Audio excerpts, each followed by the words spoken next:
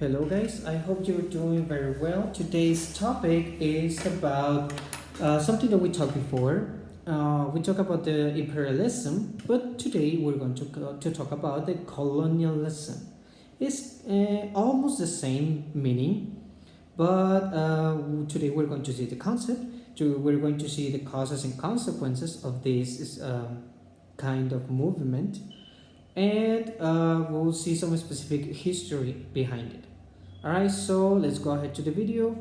Don't forget to send your evidences on time, and if you have any questions, please just send me a message to the app. Alright, guys, let's go and see the topic. Alright, guys, so we are going to talk about the colonialism. This is the lesson 5.3, and this is your history class. My name is teacher Mauricio Jimenez, and let's begin. So the expected knowledge in this lesson, you will learn, the definition of the word colonialism, analyze the causes and consequences, and the African lands conquered by great powers, and some history about this. So let's see the meaning of colonialism. The policy or practice of acquiring full or partial political control over another country, occupying it with settlers, and exploiting it economically. As you see, we can see an image of Hernan Cortes when he came to America, which is part of, or is a good example of colonialism. In the 19th century, the United Kingdom became the most powerful colonialist and imperialist great power. Not only invaded and subjugated other nations, but it conquered as many territories as possible, so it became a true empire. Now, the meaning of the word subjugated is to bring under domination or control, especially by conquest. Remember that after the industrialization, countries needed to expand their products. This led to the conquering other lands and territories. The United Kingdom needed resources for its factories, so it expressed its control over India, Singapore, Burma, Pakistan, and Afghanistan. In 1842, China gave in the Hong Kong's port to the Great Power for over 150 years. In Egypt, the Suez Canal was built to connect the Mediterranean Sea to the Red Sea. China tried to be against the control of the United Kingdom, but the Opium Wars started instead. This is another event that we will talk and discuss later.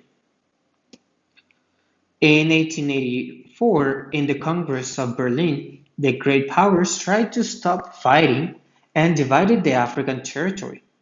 By the end of the 19th century, every great power had a colony in Africa. This division provoked violence, destructions, subjugation, and slavery. Remember that all this information is in your LBS Plus page 54 and 55. Now, the conquering of Africa. By the 1800s, a significant part of Africa had been colonized by mainly seven European powers: Britain, France, Germany, Belgium, Spain, Portugal, and Italy. After the conquest of African decentralized and centralized states, the European powers set about establishing colonial state systems. So imagine that you have a really big piece of cake or a really big cake that is Africa, and these countries they conquer each one of them a small part of this cake of this country of continent Africa. Britain, France, Germany, Belgium, Spain, Portugal, and Italy, they all had colonies in this continent. Now, here is a map of the world after the conquer. Now, all the red parts are from United Kingdom. You can see how Africa it's a lot, or it's conquered by United Kingdom. The British dominions are in the north part of North America, in Asia, at the bottom. And well, you can see all the colors. You can see France is blue, Portugal is green, Spain is yellow. The Netherlands are orange, Belgium is light blue, and purple is the United States. The causes of the colonization. The reasons for African colonization were mainly economic, political, and religious. During this time of colonization, an economic depression was occurring in Europe, and powerful countries such as Germany, France, and Great Britain were losing money. Africa seemed to be out of harm's way and had an abundance of raw materials from which Europe could make money from.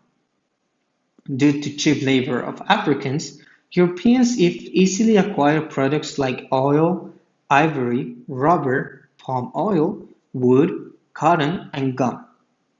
These products became of greater significance due to the emergence of the Industrial Revolution.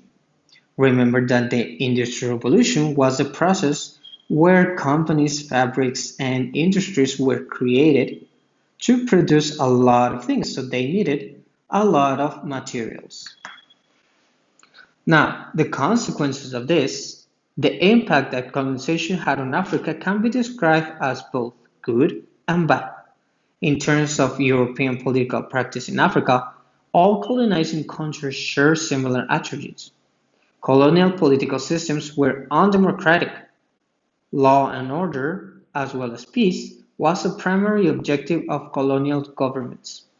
Colonial governments lacked capacity and colonial governors practiced divide and rule. These are just some consequences for the colonization of Africa. Let's go to the activities. We have today to do two activities. One is to color the map on page 55, like the map presented in this video. Number two, explain the causes and consequences of the colonialism on your page 55 with the information presented in this video as well. So again, guys, we have two activities for today. So please be sure to send the picture of two activities because sometimes you just send one and that is an incomplete homework or incomplete task. Don't forget, always deliver your evidence on time. This means you need to send your work by the time you have history class. Always do a presentable job because presentation counts. And any work delivered out of time, remember that will not be considered. That's it for today, guys. I hope you like this video. If you have any questions, just text me to the platform or to the app. And I will see you in the next video. Bye, guys.